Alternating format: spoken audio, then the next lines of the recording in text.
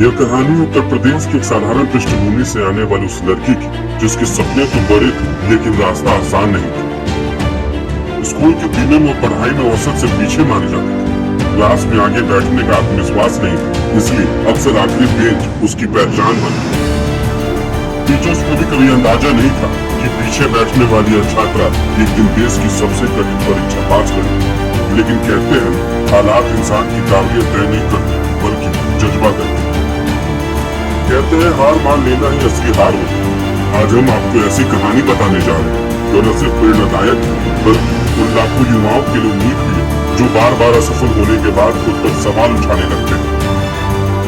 UP की एक बेटी जो यूपीएससी में 4 बार फेल हुई, जो क्लास में हमेशा पीछे बैठा करती थी और आज वही बेटी देश की प्रतिष्ठित सेवा में आईएएस अफसर बन चुकी है।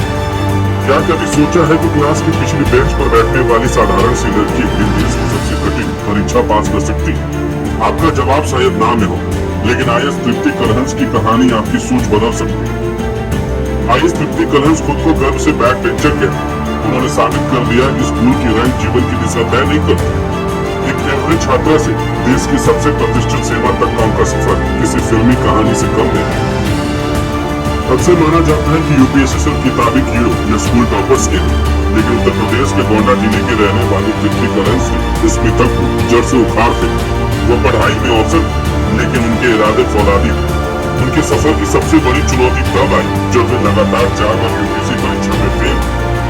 पड़ोसियों के तानों और अपनी ही क्षमताओं पर उठते सवालों के बीच उस बैक बेंचर लड़की ने हार मानने के बजाय अपनी गलतियों को ही गुरु बना लिया। तृप्ति कलहंस कभी भी पढ़ाकू बच्चों की श्रेणी में नहीं रही। स्कूल के दिनों में पिछली बेंच पर बैठकर मस्ती करना और औसत नंबर लाना उनकी पहचान थी।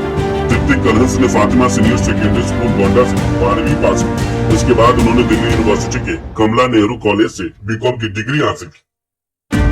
आईएएस तृप्ति कलहंस का मानना है कि बैक बेंचर होने का एक फायदा यह है कि आपको गिरने का डर नहीं होता, सिर्फ ऊपर उठने की गुंजाइश होती है। सफर शुरू हुआ तो संघर्ष की कहानी भी लंबी होती है। तृप्ति कलहंस यूपीएससी परीक्षा के पहले प्रयास में फेल हुई, फिर दूसरे, तीसरे में। लगातार 3 सालों तक बिना किसी गाइडेंस के यूपीएससी परीक्षा की तैयारी करना बहुत बड़ी बात है।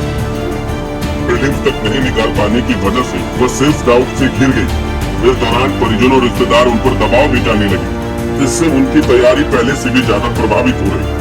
फिर चौथे अटेम्प्ट में असफल होने के बाद साल 2022 में उन्होंने एग्जाम साइकिल से ब्रेक लेने का फैसला लिया। यह उनके लिए बहुत जरूरी था। तृप्ति कलहंस बताती है कि कई बार उन्हें खुद पर हंसी आती थी। ये बैक बेंचर होकर उन्होंने इतना बड़ा जोखिम क्यों लिया, लेकिन हर हार के बाद वो फिर मुस्कुराकर खड़ी हो जाती। उन्होंने तय किया था कि वह लौटेगी तो साहब बनकर ही, वरना नहीं। यूपीएससी सिविल सेवा परीक्षा में चौथी असफलता के बाद तृप्ति कलहंस ने महसूस किया कि वह टॉपर्स की नकल कर रहे, इसलिए उन्होंने अपनी स्ट्रैटेजी बदल दी। उन्होंने 18 घंटे पढ़ने के बजाय क्वालिटी स्टडी पर ध्यान दिया। उन्होंने कठिन विषयों को रटने के बजाय उन्हें अपनी भाषा में कहानियों की तरह समझा। किताबों और तैयारी पर फोकस करने के लिए उन्होंने सोशल मीडिया का इस्तेमाल कम कर दिया। तृप्ति कलहंस की यूपीएससी इंटरव्यू का एक मजेदार किस्सा भी।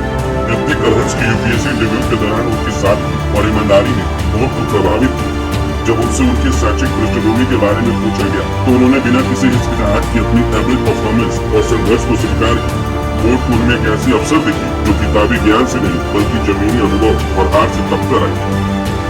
तृप्ति कलहंस यूपीएससी परीक्षा 2023 में 199 रैंक हासिल कर आईएएस अफसर बन गई। वो कहती है जब जिंदगी में अच्छे दिन आते हैं तब समझ में आता है कि भगवान ने हमें इतने कष्ट क्यों दिए। वो सभी यूपीएससी अभ्यर्थी को सुकून और खुद पर भरोसे के साथ तैयारी करने की सलाह देती है। आज वो देश के युवाओं के लिए एक मिसाल है कि सफलता के लिए गोल्ड मेडलिस्ट होना जरूरी नहीं, बस जिद्दी बैक बेंचर होना ही काफी। आज वो लाखों छात्रों के लिए मिसाल जो बार बार गिरकर खुद को कमजोर समझने लगते।